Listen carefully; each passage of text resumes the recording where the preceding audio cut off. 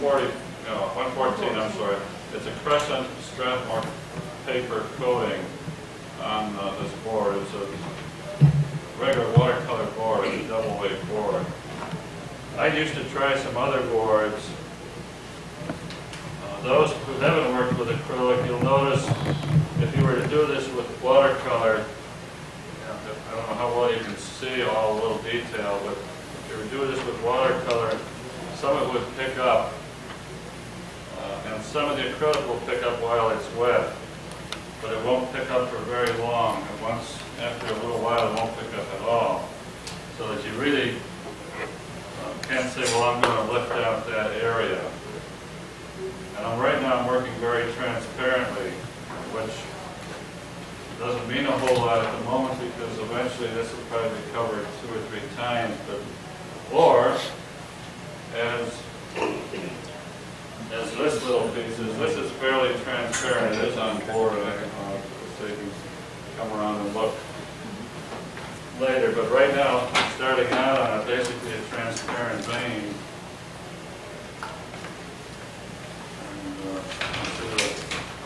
See what happens here. This is an area too, I kind of know what's going to happen. For the most part, yet, to be very honest with you,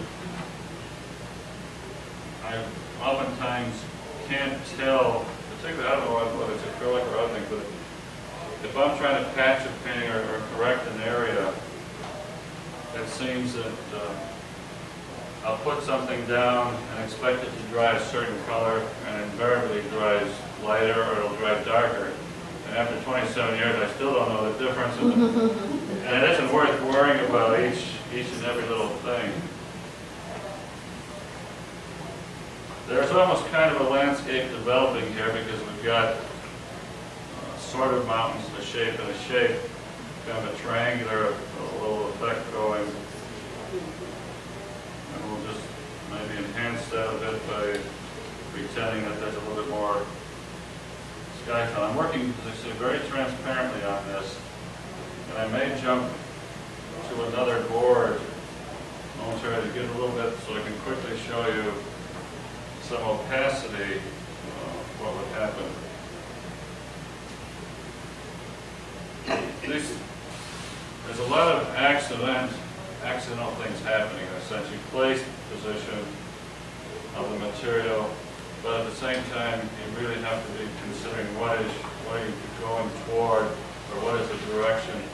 Or you get in a situation and say, can I adjust, or can I clarify? If I were to paint over a painting, and I didn't do it this time, I'll bring it down, but this painting is almost too complex for my taste. And I've done this more than once where I'll take a painting, well, maybe like this or like that, that is finished or nearly finished, and I tell the audience I'm going to doctor it a little bit. And the first thing I'll do, I'll drop a big flap of paint over the whole thing, just smash, and literally destroy this, which is no big deal. Because if you can't destroy, you can't build. Nothing is sacred. You've got to be able to sometimes, particularly with acrylic, to be willing to destroy something and maybe isn't working quite to your satisfaction. I'm not saying you go out and paint over everyone, I don't do that, but there are times, there was one time, it was over 10 years ago, in one 20-minute period, I took 2 complete paintings and 3 incomplete paintings, almost done, and destroyed every one of them. Within that time, though, 4 of them came back as fairly decent works, because I could work over. One was a winner, top award winner in the Ohio show, and the other one apparently bit the dust. I guess it never did come back. But anyway, I probably wouldn't have gotten the top prize in the Ohio show had I not done that. I'm not saying you go do that all the time. One thing with the acrylic on board also is that if you're willing to use a little white paint, you never lose the board.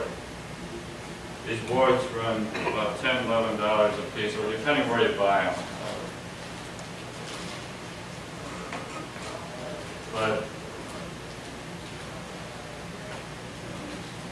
do a think more. But as I say, you'll never lose the board. I know some watercolorists, a friend of mine told me this the other day, and I said, you're crazy. He takes a sheet of 300-pound watercolor paper, which at a best deal is about $5.50 or so. And if it doesn't work transparently the first time, he'll say he throws it out. He doesn't want to even try the other side. Practice sides of the paper. So I said, well, give it back to me. Okay, now. But so there are the two sides, and with the board, you never really lose it. In other words, it's not a lost commodity. What I'm going to do is let this dry a moment. Another one, because I want to put these things, as soon as they do dry somewhat, into that frame. And this is an important point, I think, to anybody. I'll better set it off this side. If you were to use something like bounce, you said it didn't work as well. What about it doesn't work? Does it hold the pigment, or? It's too, it's just too coated. It doesn't really hold the pigment right. It's just much too coated.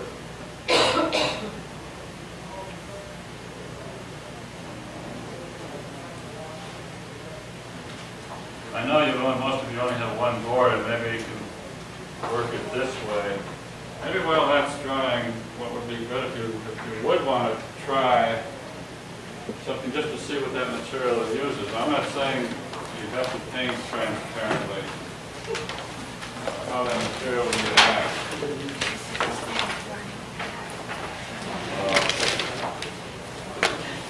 I don't mind keeping working here, and I will work with other things more opaque as I go on. But to be able to show as we're working, it would be good maybe for you folks just to get a little feel for what this does transparently on the board.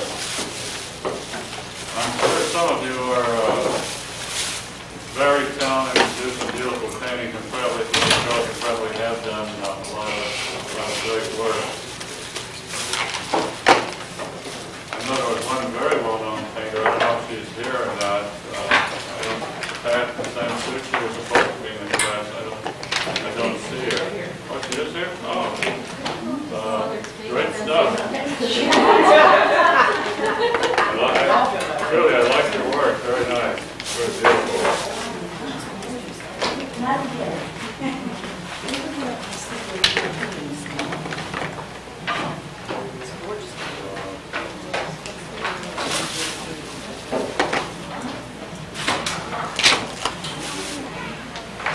Is there any formula for starting with any color? Any color, whatever colors you like. Just pretend you're working abstractly for the time being. Right? Just to see what happens. Now, as I say, I don't want you to get caught up in the feeling of, say, if you really like these different textures that come out, that you get caught up and controlled by them. They're just an element. They're the only element that I've ever used.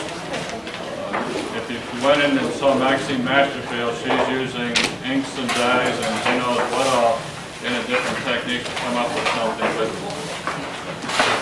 this has been enough as far as I'm concerned. And oftentimes, I'll paint a lot of it back out to flat area because you can get caught up in it to such a point that you're just totally busy and you don't have anything going. There's no pattern, there's no light and dark, and there's no relief areas for the eye.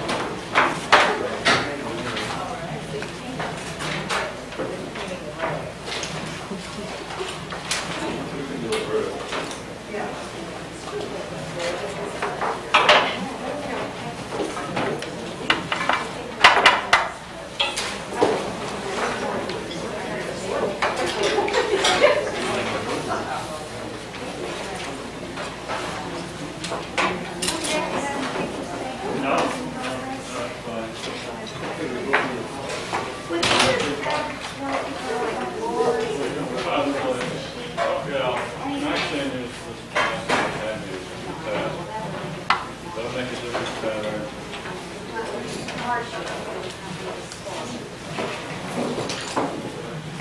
are many different things you can use as technique.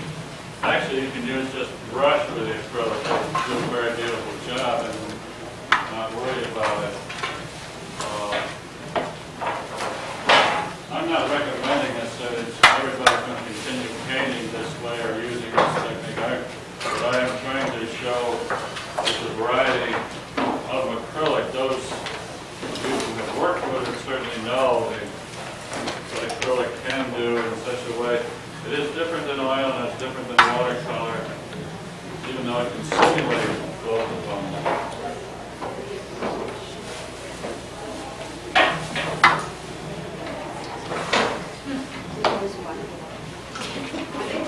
I'm not sure yet.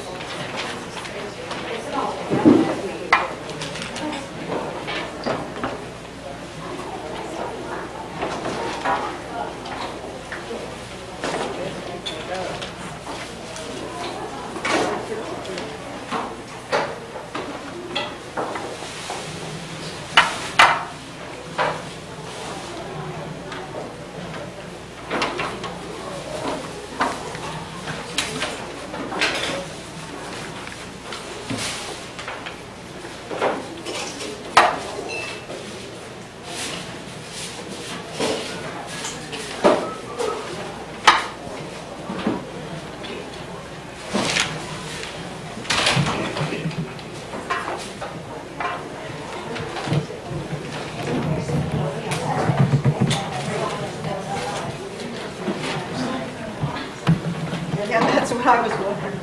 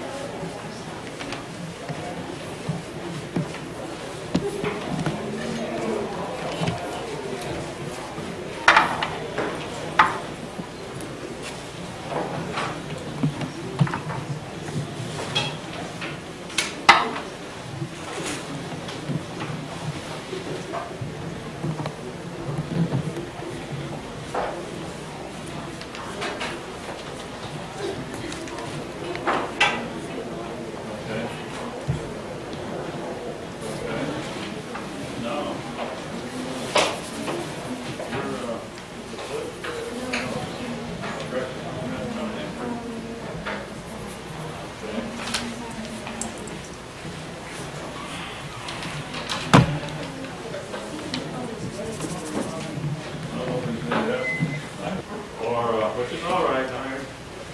I'm not here to tell you how to use it, nor is it something that has to be used. But you can. It seems like you control a lot more.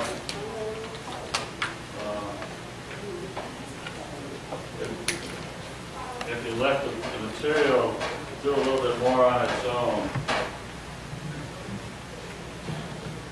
I'll probably still stick with a lot of blue and some brown and umber, but anyway, we'll just start putting things in almost anywhere. Yeah, I'm going to end up more opaque in this particular case. So with that in mind, I'm just laying in probably a little darker in some areas than I started out with on the other. A little bit more raw umber. I like ultramarine blue. You notice the colors I've been mentioning mostly are cheap colors. Some of the other ones are more expensive. But color really isn't truly important unless you're doing a specific floral or trying to match something. You're trying to get a certain kind of a look to something. Of course, in the way I'm working, obviously color, it wouldn't matter with that painting had it been the blues or had it been more green. I do use a lot of gray combinations. And Maybe it's just from being in the northern part of the state of Ohio, I don't know. Something you tend to grade down. Even when I start out with a bright color area, which I'll throw some light red in here a little bit. But eventually, most of the time, I end up painting down or toning down. And I think that just becomes subconscious, or it's just a natural thing with the way I paint. And each one of us, no matter what we do, are going to have a certain way of applying paint. Just by the motor reaction, let's say, of the arm, how you use it. Everybody is different, or will use the brush a little differently.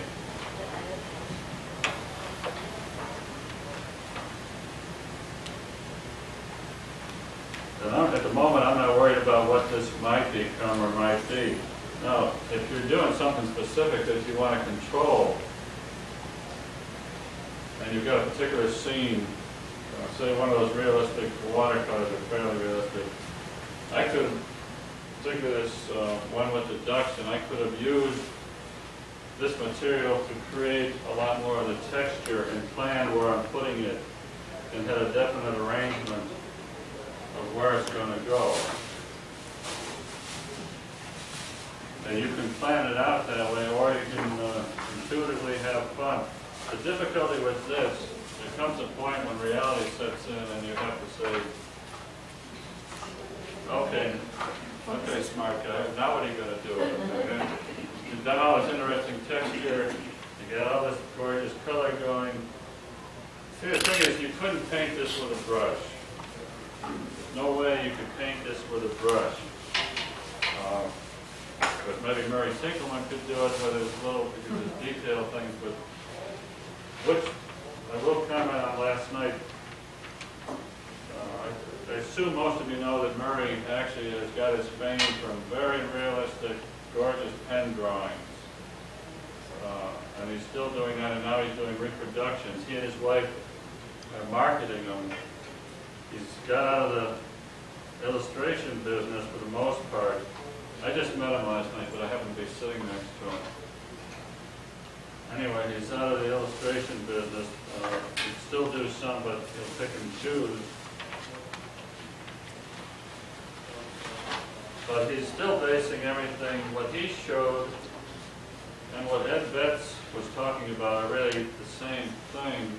He showed images of design. There were some gorgeous designs that he found where the artist needs just to look, and you will see, if you really look, see patterns and see designs and see things happening.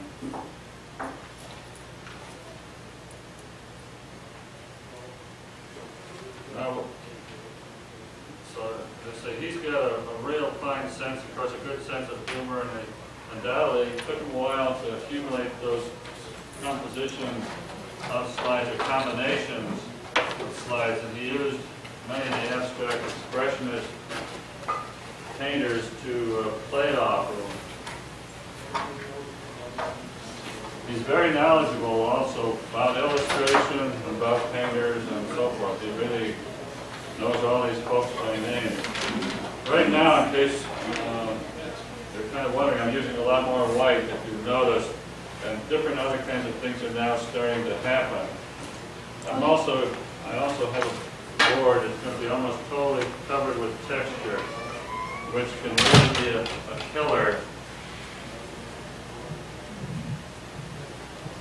More water into this.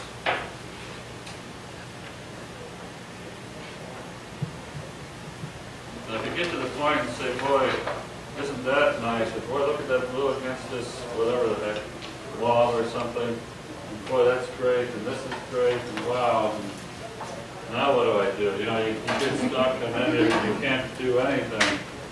So what you really need to do, like I've done with other paintings, is to become a little bit brutal and just, maybe I'll start going into some blue tones, which is going to be a mistake, but we'll show you in a little bit. Change my mind. Going back, you notice, or maybe you can't notice from there, but it's starting to get into, tend to gray down, and I'm just going to fill in. Now, the board is still relatively wet, and the opacity of the paint is opaque, but it's not completely opaque. And I'm just searching out areas right now. Also, one problem I've got at the present time is there's not a lot of dark and light going on.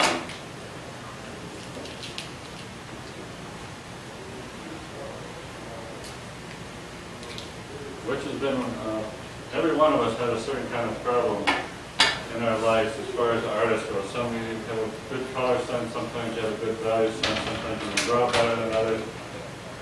I tend, and I have to watch myself, I tend to be very close in value to a lot of pieces. And so oftentimes I have to keep searching for or reaching for more of a value correction.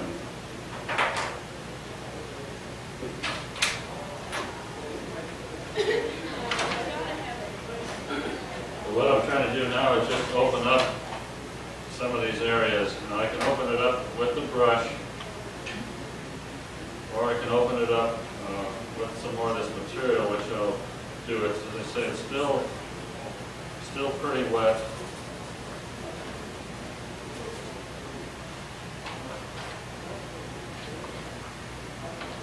But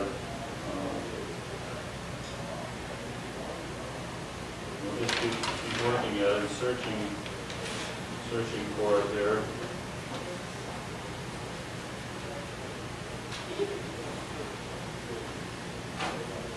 I know most of you people truly are not in the amateur range.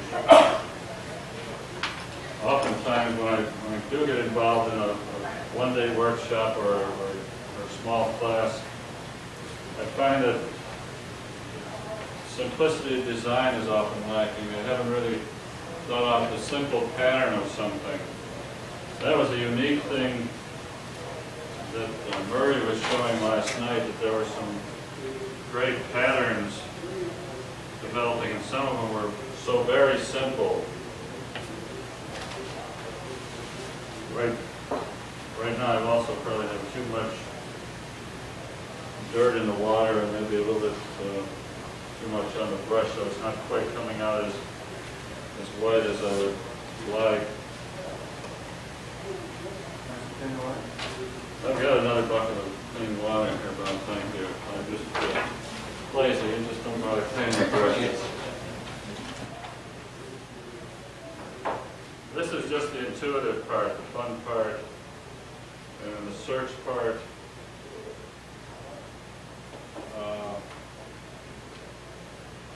I'll keep trying to go here a little while. It's best if it tends to dry somewhat.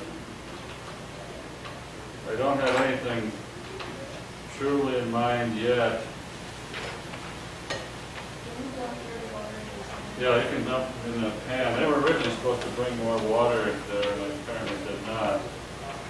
Or, I don't know who's going to go get it, but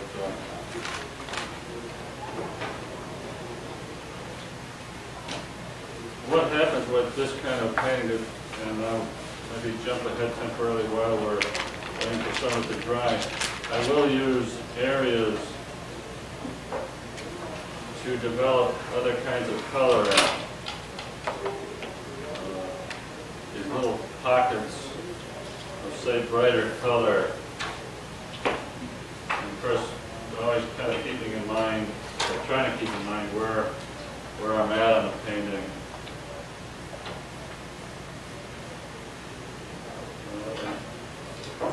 A little gray paint brushes here.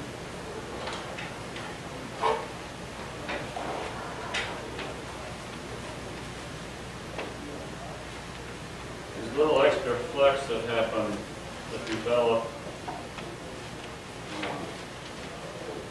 just give it that added sense of something going on. And I'm just, at the moment, it's scattering things around a bit. Lately, I've been getting into a little bit more of a calligraphy kind of thing too, with a scepter brush, more of the rigger brush. Although I'm not sure I really. I've got one here. It's a Winsor Newton, but it's primarily made for acrylic and watercolor too. But it certainly is less expensive, and you don't want to use any of the real good brushes with acrylic. If you wash them out, there's no real problem, but still, it isn't worth it. Also, on these bristle brushes, which I use, and the regular nylon don't seem to work nearly as well. They will wear down, particularly if you scrub. And gradually you come down to about an inch left, and at that time you can just use it for whatever you want, but not really painting. So if you can buy one of these for $5 or so, do it. Don't pay $20 or $30. Now, pardon? Hardware store. But it needs to be the bristle.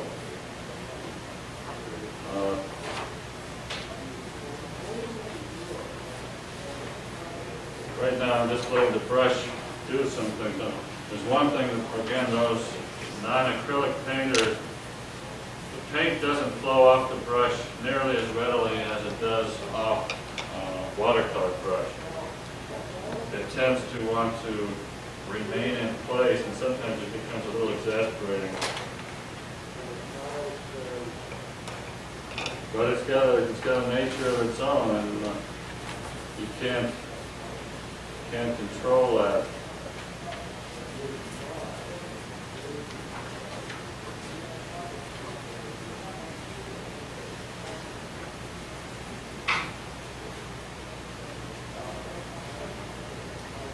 Time to start looking at the basic design here.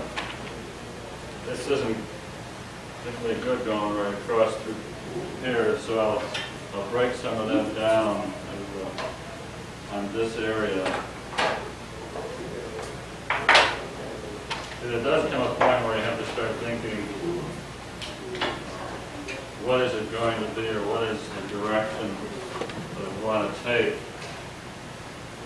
As this dries, I can come back with really more transparent and let the transparent run. Stepping out of camera, but as these areas were light areas over dark, and in through here there was the paint was just dragged across very wet and let you run down across through the painting.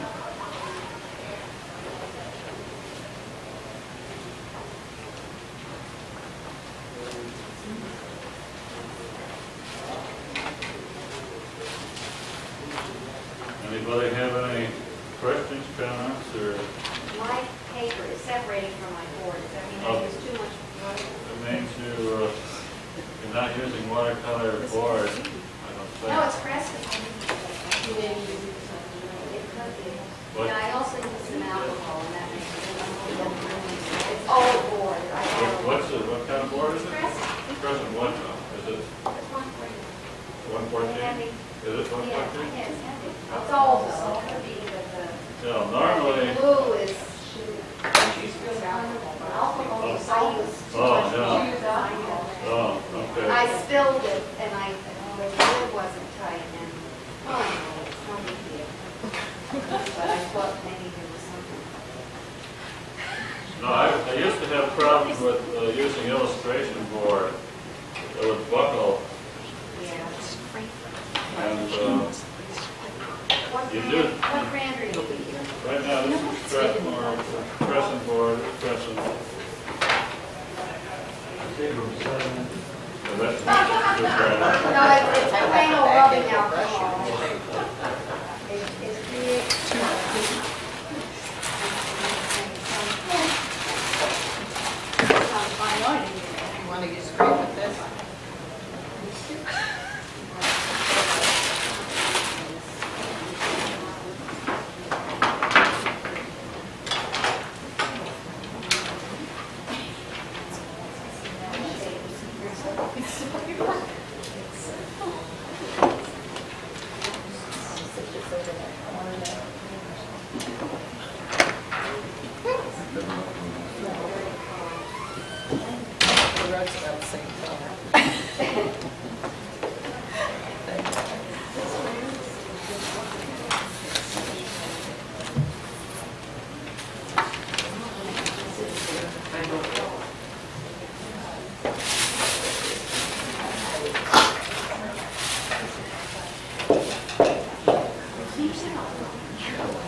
I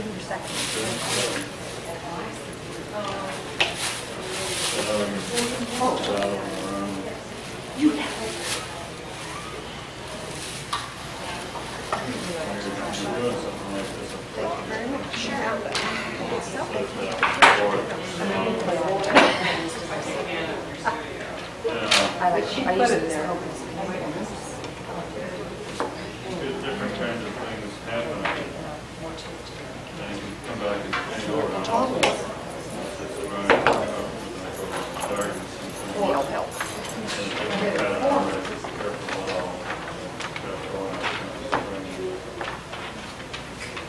It's just that it's a build-up of time. But now kind of a dull color range as well. A lot of layers. A lot of them are fairly transparent. The water is showing through the white borders too.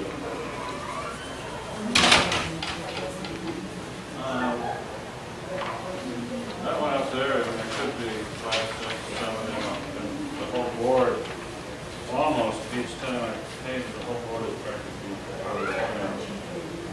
Oh, okay.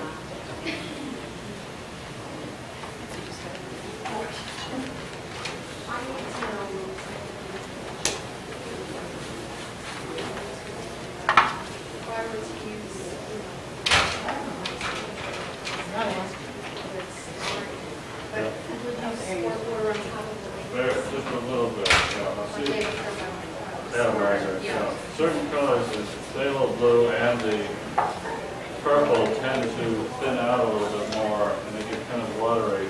So I have a little trouble, and that one I'm not going to use. It's kind of magenta, I won't use it anymore. I'll just let that go out. In other words, once I empty that out of there, I won't put any more into the... Well, if it gets warmer, could you use like a notch for it? Oh, yeah, but it'll dry some, but you have to be careful because it's something and it comes slightly molded if you leave it in for a week or two. Strange gray. So how long do you Yellow oxide. Well, I thought it was if rust. it gets moldy, I'll just take the knife and clean it off. Just little layer, like just doing a little bit in there, it's not really,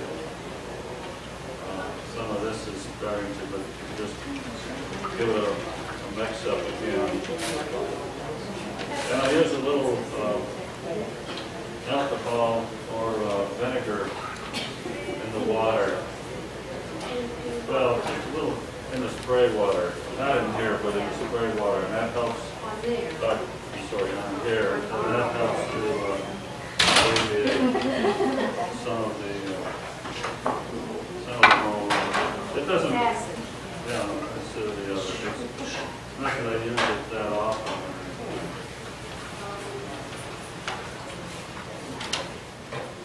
Yeah, I just got the other color I normally use is, I've been using for years and years.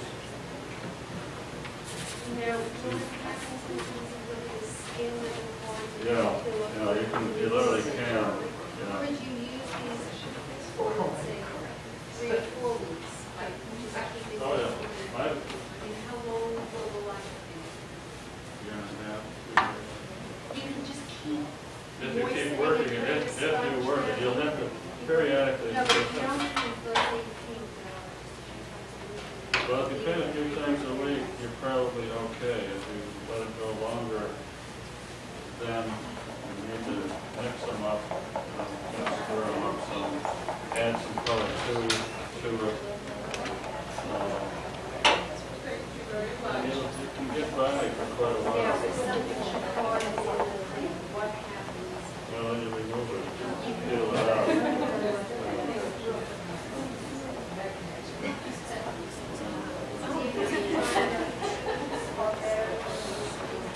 I've never used squeeze bottle, so I just want to,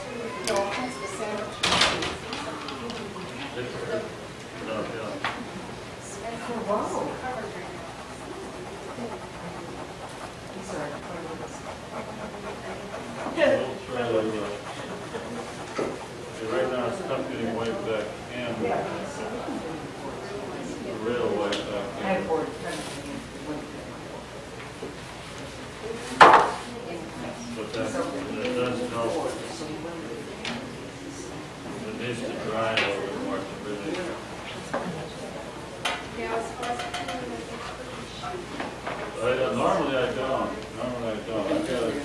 What? I don't clean up in it. I've got a layer on, it just doesn't matter, just.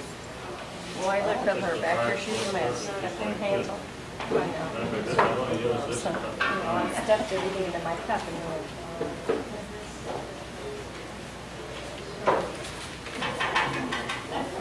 Well, we're in trouble. Was this your brush handle or something? That was a brush, yeah, that was, Oh, yeah, this is. that was just the overall design. But anyway. I just put it down, right, drop it down. That's finest, but finest. It's, well, it's in the finest grocery store, so it's a trade brand.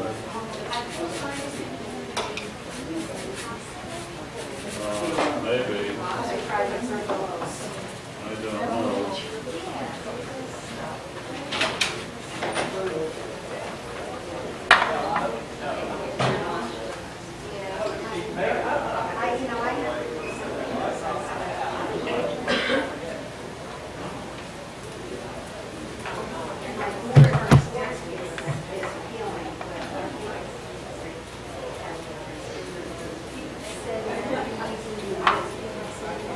Well, I can just keep painting over, yeah.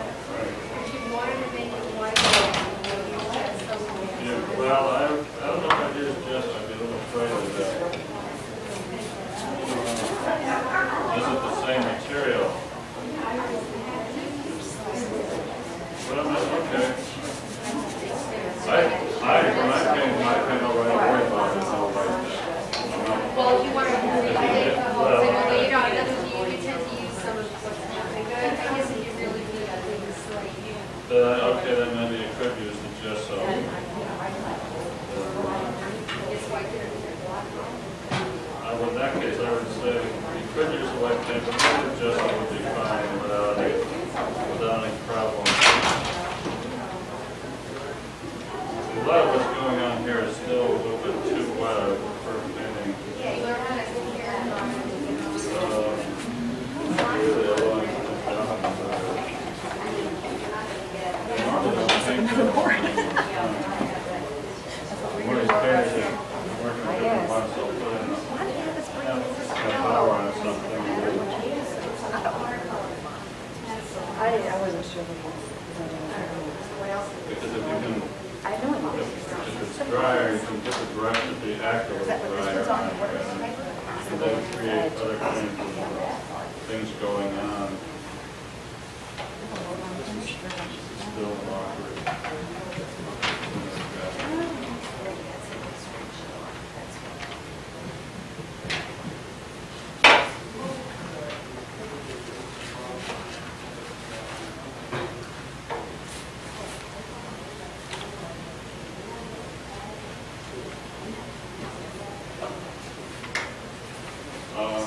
This stuff. But, yeah, that's the same material. Wow. I try not to get involved or caught up in too many gimmicks. I mean, this is somewhat, this is a gimmick. But you have to make a decision sometime when. No, that's all right. When you're painting like this, I'm sure you probably want to demonstrate it. Make sure you paint with not thinking, you're not really thinking a whole lot.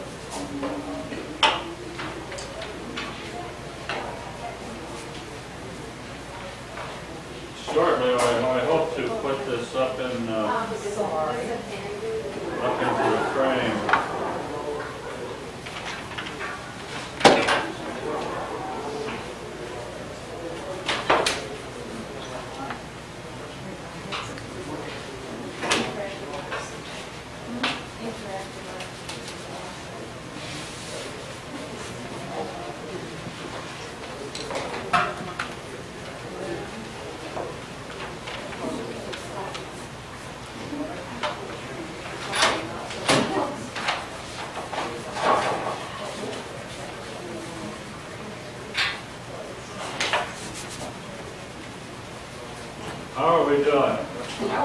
You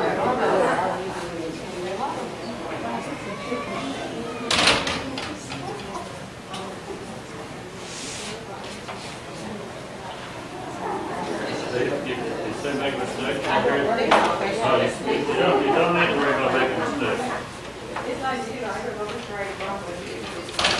But there's a point, which comes pretty quickly, where you do need to worry about what's there and what you're going to do with it.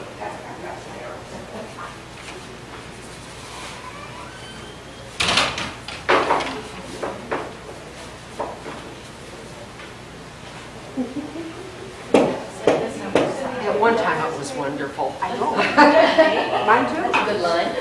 No, I don't think so. I've got this. Oh, I did many years ago. I tried, I had a couple of sheets.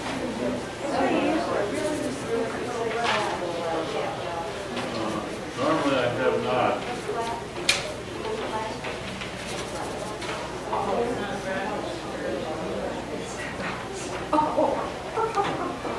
And she probably lost on it.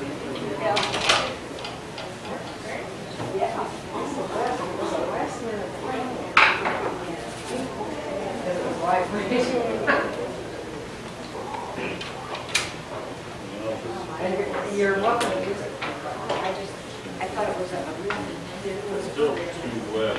Yeah, I should do this. I sometimes use a credit Take card. this out of And it'll give you straight. this Yeah, one. Yeah. that's true. Safest too.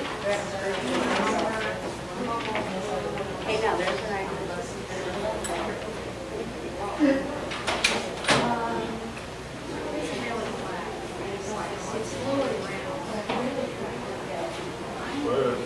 For the camera in the back, I'm going to steal this painting out of here. It's still running back there. Would somebody do me a favor and just bring this other one, or bring the whole frame over here so I can kind of stay on camera for the moment.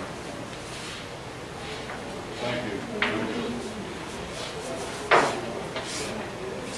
I really do recommend having mats or frames available.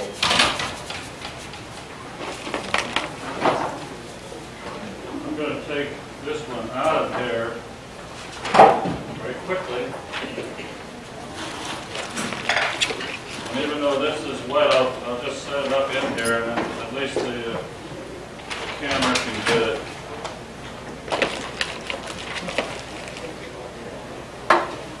We'll kind of see where we're at. But the frame definitely puts an edge line on it and develops a relationship to the edge.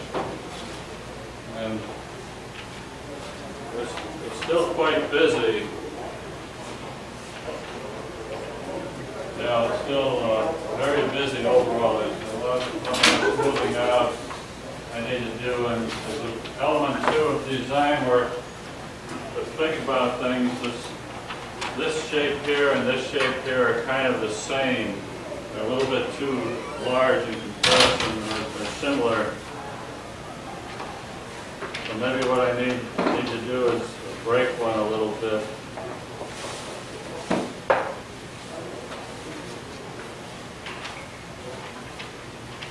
But you can put the transparent over the opaque and the opaque over the transparent.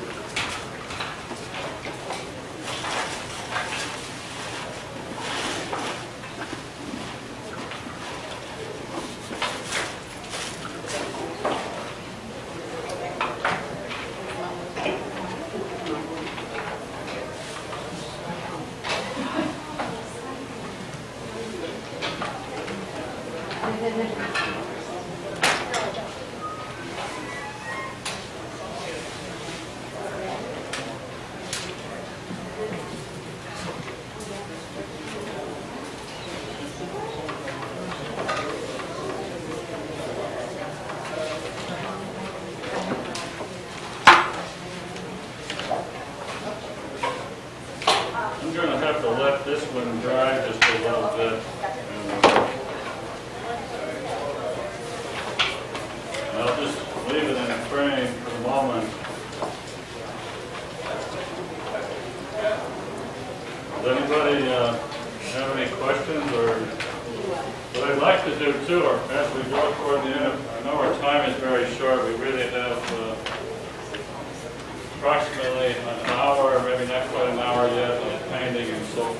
before we have to kind of clean up. But it would be good at some point, if somebody's got something where they're near the end, or maybe almost the end, or are willing to put it up in here, I've got an open frame, we'll set it in the frame and see what's going on. Any volunteers? Yes. Well, Pascal, a whole bunch of white going right now, I don't want to disturb her. Anybody want to put something up in the frame? Well, this is a open frame. Monday. Okay, you're up this way? Either way. Either way.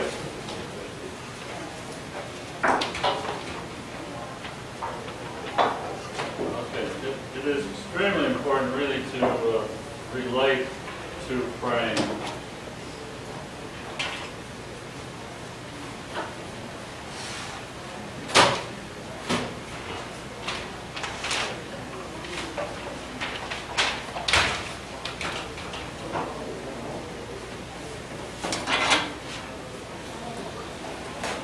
There's a lot of transparent, interesting texture going here. Comes a point maybe where a few more simplicity areas may need to be evolved, of course, at the start, but you can see there's something developing with it. Of course, it's going to take a lot of more involvement to resolve some of the pieces that are a little bit floating around. So that's a good start and a good direction. Thank you.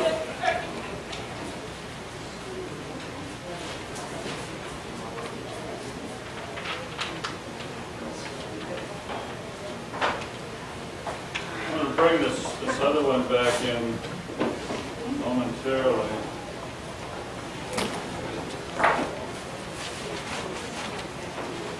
There's too many things going on.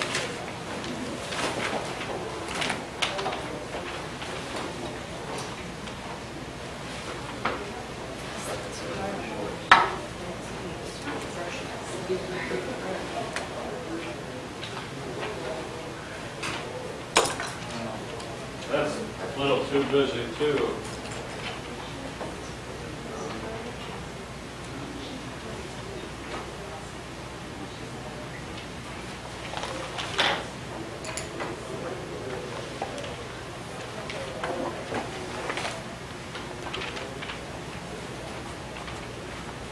With this particular piece, if you were to go back into it now, it's totally dry. I've got my finger marks on it somehow or another up there.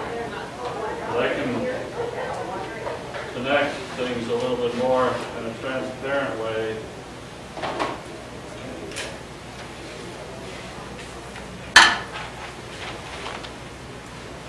And what I'll do, I'll bring in a realistic element. Because even within this piece, it could turn into a very realistic painting.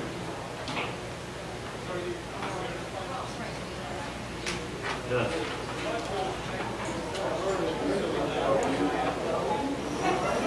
On what? Oh, you can take some white. He's using it to add to it. Okay.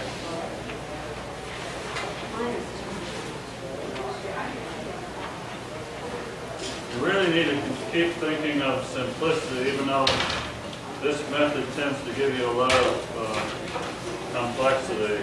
Well, the texture becomes very stuck. Well, this is the one thing you have to watch. Be Yeah, very I know. careful.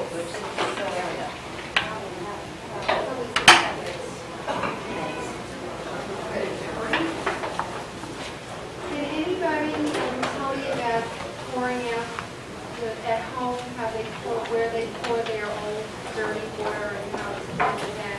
I'm new to it, though. Some people swear by pouring it down the sink, so that you flush it down the hot water. Others say pour it on your garden. I'm afraid of ruining I wouldn't put it tree in the after garden, tree I after don't. tree. I don't have very much land. Well, I go down the main drain in the basement and a lot of water, and it's fairly polluted, so I never worried about it. Maybe someday I'll worry about it. Well, But it, basically still going to main plumbing for your it's still going through your main plumbing drain, yeah, it's not the storm sewer. I believe it's set. It's set. Somebody So says that's right there. that's a good thought too. And then pour the water off. And then what do you do with the gum? Take it out Break in it your out. towel. Throw it in the garbage. You replace the bucket every once in a while. Okay, so have several buckets sitting. I just have one, no one gets to go here. I paid the ad studio. Yeah. And on the third floor, I had no water. So I used jugs of water, Yeah. 2 buckets. I leave them sit. So I take them to one of those. But if they settle out, use your drain in the basement. Because those have big pipes.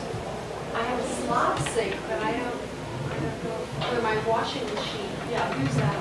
Because the pipes of those are bigger. Larger, but the main plumbing from the house will get, I wouldn't put it down the How many sink. years have you been pouring it down your basement? I've been the basement drain, well, For how many years, like 26 years? yeah, but you do have to clean the trap out, but then you clean the trap out not only from that, but from everything else that goes down the basement. Which is right under there, there's an elbow. Yes. If it's diluted enough and you put enough water down, it's just gonna drain out.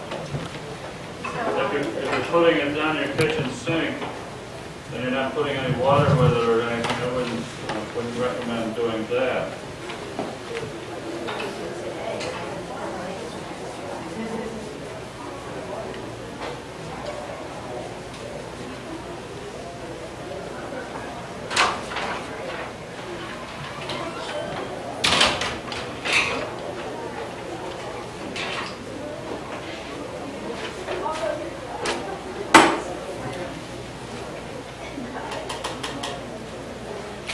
Well, at some point you have to decide whether you like the painting or not. Yeah, Scott, tell them. Or better yet, if the painting's gonna like you. Yeah, does it deserve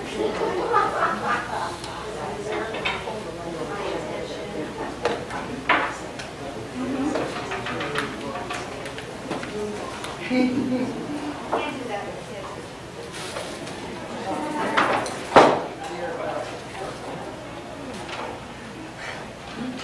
Wow. Well, painting really has a life of its own. Once you sign it, put your name on it, you're gone, and then whoever sees your painting, it doesn't really care what you were doing or who you are in some ways. It's a relationship between the viewer and the painting, and it really takes on its own life.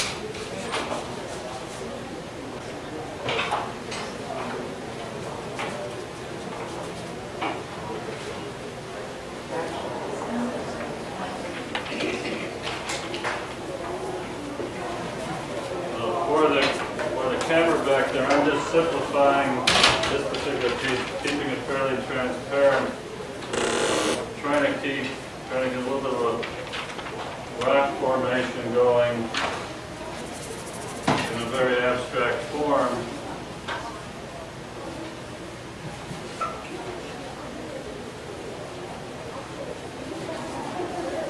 The one thing I didn't show, or haven't shown today, and there probably won't be time, I get into structural lines on some of these works. And that's done with either a plastic template that I'll paint through, or just a ruler and brush where I'll put the horizontal or vertical lines in. That's just something that evolved out of my involvement with the structure of advertising.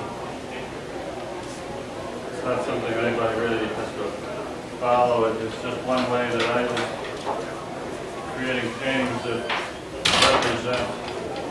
The abstraction is the land, the earth, and the environment. The bird represents all human life or life, and then the lines are man's mark on that life. So it's kind of a universal symbolism that I've gotten into. It doesn't mean a whole lot. I don't worry about meaning, but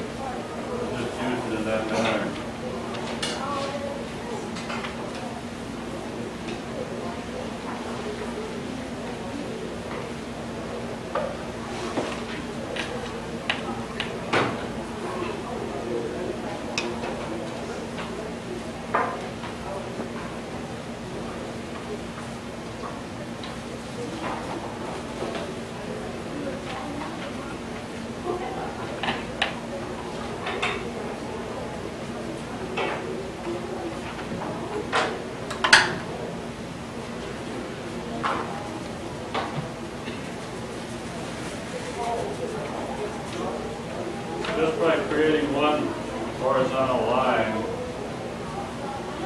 has turned this what was relative an abstraction into a landscape, seascape kind of a thing.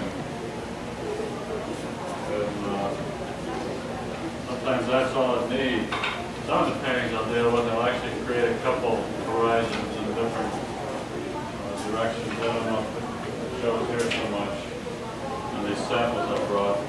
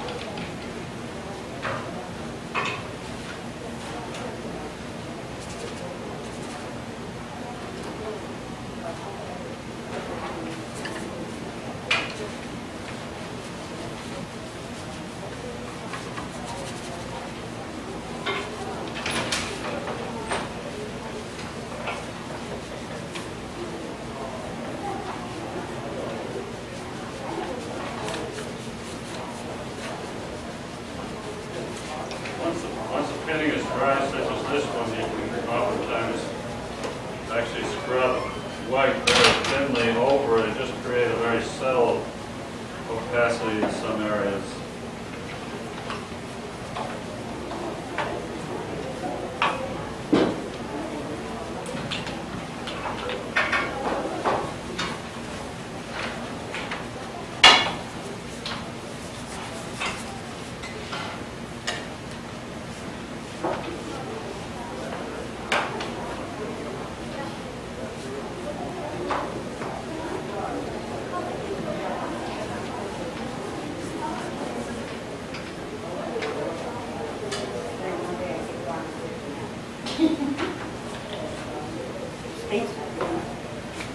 One of the things that can happen also is as you get into various kinds of textures, you can use those as guidelines to fill in little spots. It's almost like filling in the color. You can put numbers there if you want, and then just put little number paintings. It sometimes adds a little unexpected interest to a particular thing.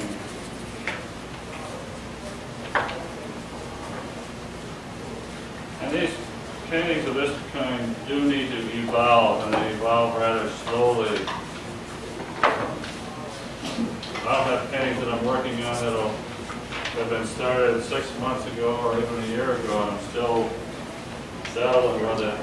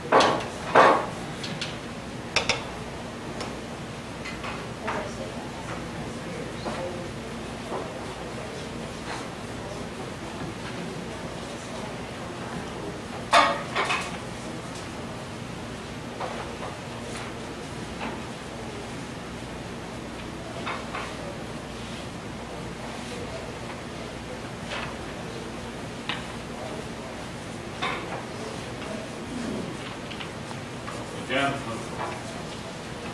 for that little guy in the back, and the little box in the back, little Homer adding some little light touches of semi-opaque, muted color, just a little symbolism.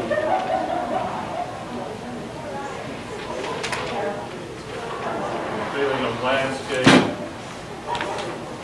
Oftentimes it doesn't take much to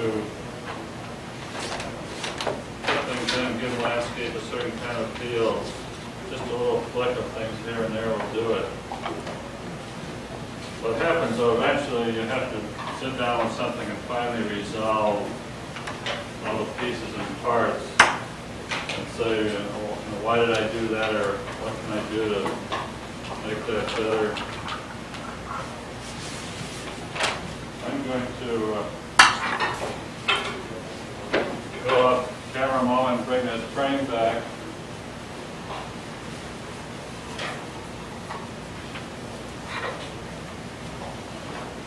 This first piece was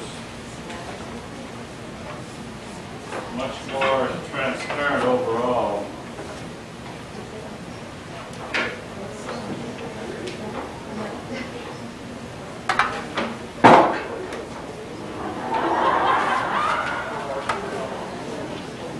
And it still needs different kinds of work, certainly.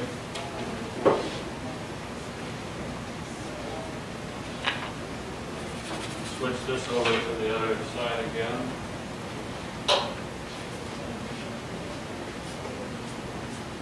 But it has become kind of a landscape with rocks and something going on there. We don't worry about what.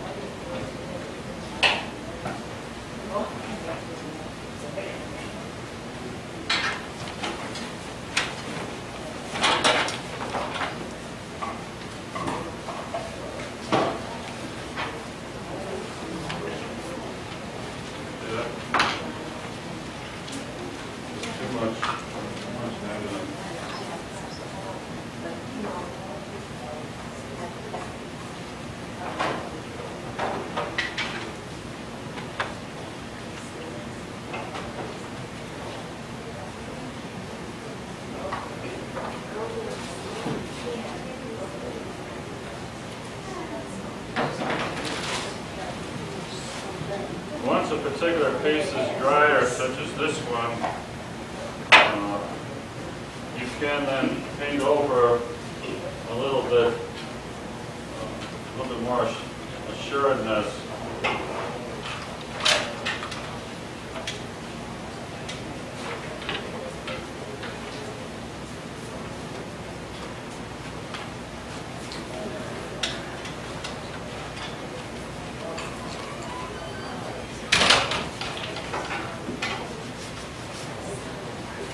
What I'm trying to do is clean up certain kinds of areas. Again, it's that simplification that needs to often happen.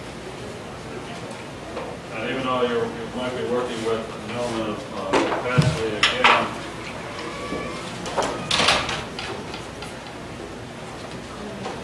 I'm just showing certain kinds of areas a little bit. It'll dry semi-light. Are you trying to relieve all the different Yeah, right. I guess after you've done this several times. Yeah, it's got. Yeah, not too much, but you know, it would be nice to be able to have some, There's just too much dark right there. you know, how much thick and thin. Okay, see if I do that, that may be good, it may not. You do it, and well, the other thing that can happen, once it's dry, you can wipe it off, or reasonably well.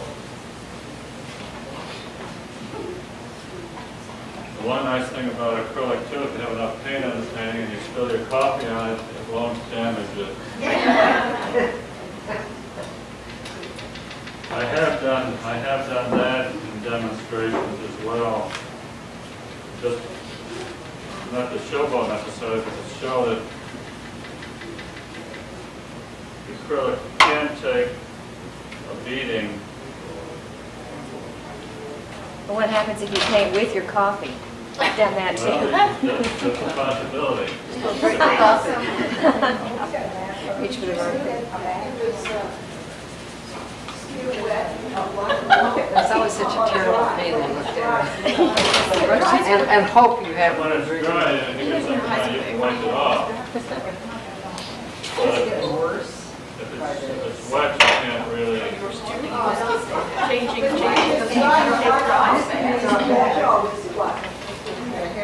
Well, you can't, if it's dry, you don't take anything off. Once it's there, it's there. If you were to put this under a water faucet, you could, some of the paint would come off because if it isn't all dry totally through, some of it will lift off and you'll get certain kinds of things happening. But you can't really wet it and expect to pick up an area. It just isn't gonna happen.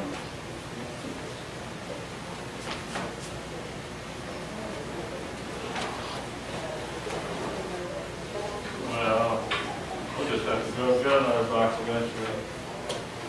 No, I have more at home.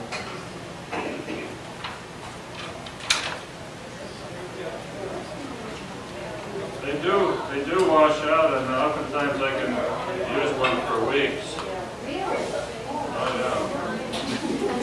Oh, Same thing as these. yeah. No, they don't let them, Are you they sure? don't get too dry in the first place. Yeah.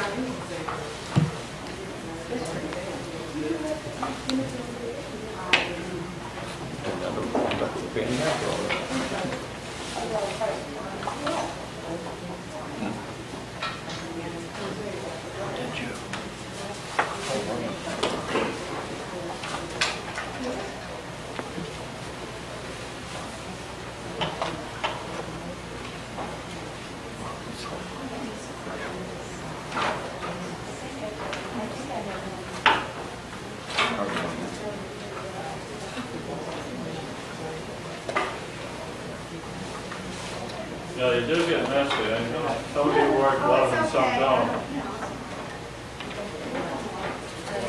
A little bit of skin.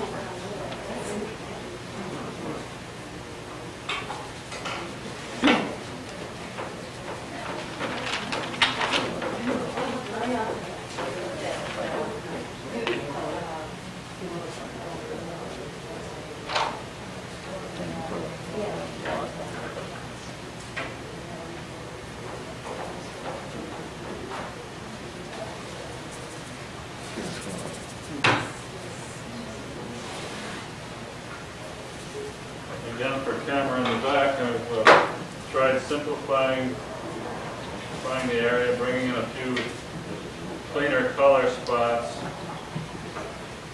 symbolizing whatever I want to symbolize. Very important at this stage.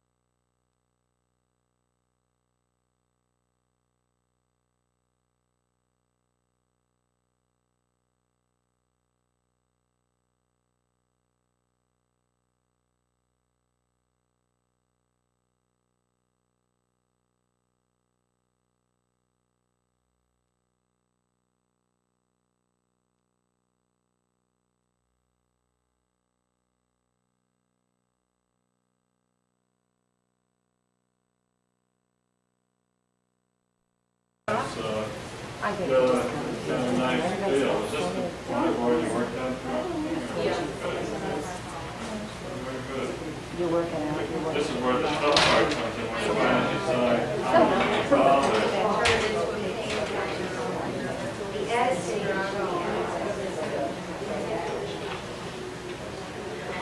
We're going to put another one up for camera. Here's one that definitely has a form of gold rocks and dark sky. It's got an interesting look.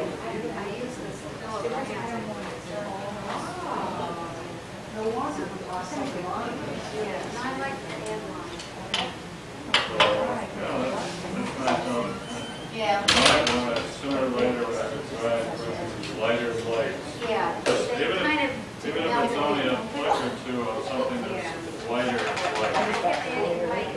If it's wet, it'll kind of gray down. Acrylic white is fairly transparent. It seems to keep layering, and doesn't want to Yeah, right. go on. Selecting colors. Then you can make this for trees or something. Now, which way were you working? You're working, that's the top? Okay. There's lots of ends in here that I like. Right? That's top? Bob, could you move just 1 second? Thank you. I'm just, this has an oriental feel for some reason. It's the vertical patterning and the sensitivity going down. There's a lot of nice things happen. You still may have to do some simplification of areas, which is what all of us really have to do with any one of these things, is to try to lose some of the texture that was evolved. Now, you can still be painted with a brush, but this is one way of doing things with acrylic, and acrylic is somewhat. You really have a lot of. By the way, this was the paint you were using. Full brush and borrowed from it, small and three paints. Yeah, I gave her 3 paints that came from the Savoir Faire again to try out to see how things were going. And then she had the harsh red, yellow, and blue, but it works out quite nice because she let the blue dominate the whole painting, and the red and the yellow turning green somewhere are just the accents. So it's really a basically blue or bluish painting, which good. Good.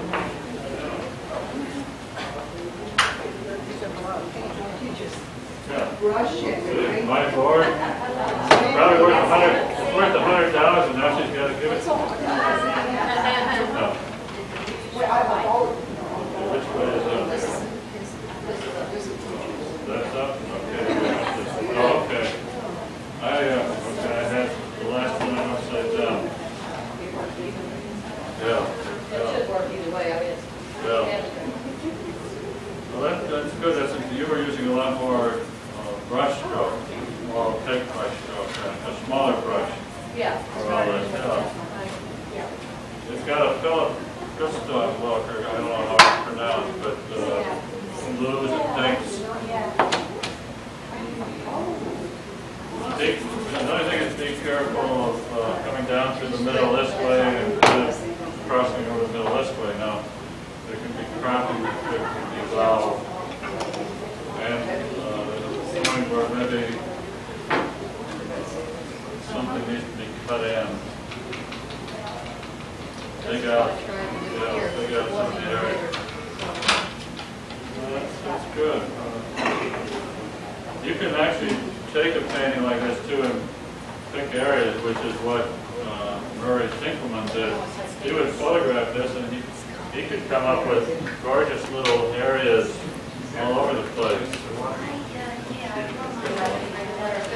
Well, you can cut this up in 20 pieces and have miniatures. You're welcome. Well, I would say we were. If there's any more coming up, I don't think I'll paint any more. Oh, one more coming up. Okay, here we go. Still wet.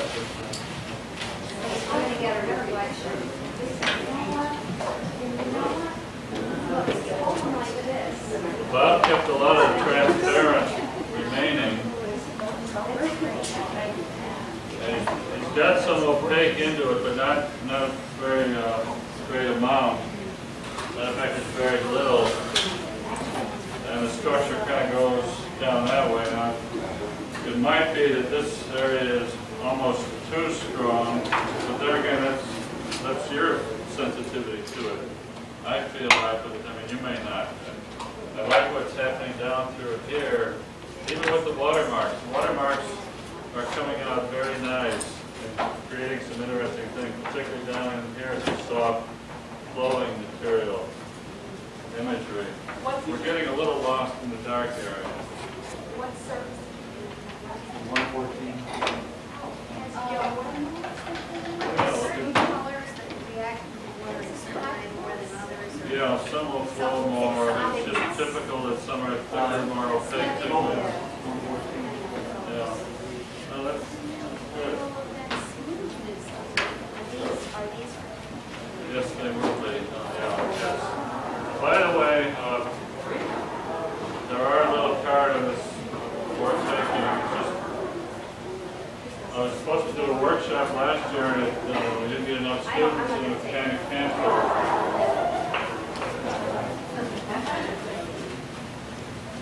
A particular piece like this, I'm sure, will be painted over, unquestionably, become more opaque, and who knows what it's left to be. The other one,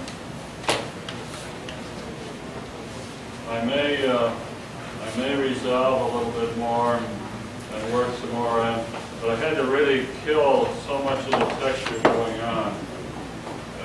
It becomes so much now. I put in a couple little birds, so that created a rocks and landscape, because that's what Marilyn said this name of this class was. Some do creative landscaping. I didn't know that, but that's what we found out.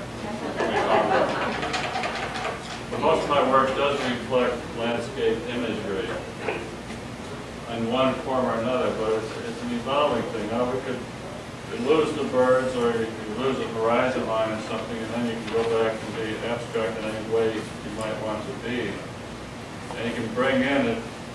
I've gotten into structural pieces where I'll put a panel of things here, or other lines, and the timing is somewhat limited. As you see on that painting there, which I call Mountain Solace, that was done with brush and actually with an acetate cutout, which just like here, I can put in any shape I want. This was a sheet I've had for, again, 10, 15 years. And sometimes I'll just rule a line horizontally and scrub on where it's almost transparent. It looks like airbrush. Or it can be opaque, or you can take this material and dab on an area, which part of that was, in those three white areas.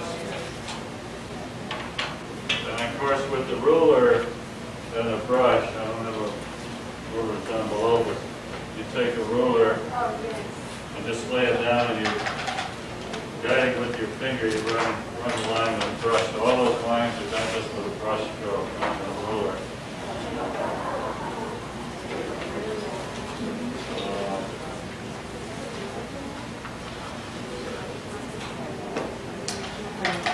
Oh, yes, yes.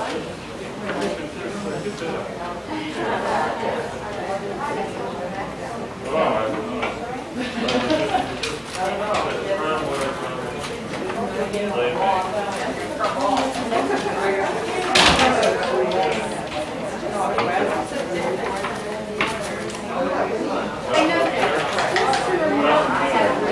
When I get home. Okay, this particular piece, again, for camera, if it's recording anything, it may not be.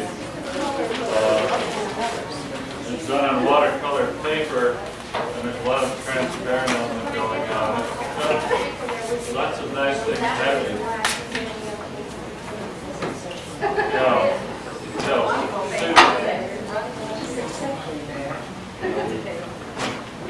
Watercolor, see, the board is harder, it's just a layer of watercolor paper. So I know the pictures I know.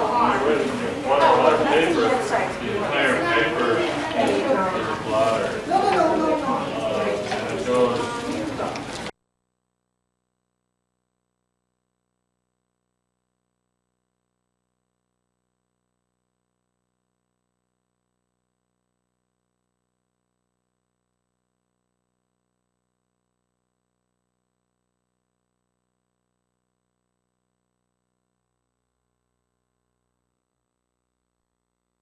you like yours? Hi, Val. That's not your word.